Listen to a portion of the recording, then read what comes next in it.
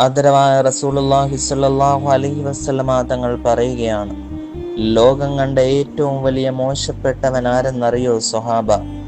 കള്ളു കുടിച്ചവനെ പോലെ, വ്യഭിചരിച്ചവനെ പോലെ, ഹറാമാകുന്ന ഭക്ഷണം രുചിച്ചവനെ പോലെ ഒരു വ്യക്തി ആയിത്തീരുമത്രേ. അവൻ ഏറ്റവും വലിയ കുറ്റവാളിയായി മാറുമത്രേ. അതാരെന്നറിയോ സ്വഹാബ?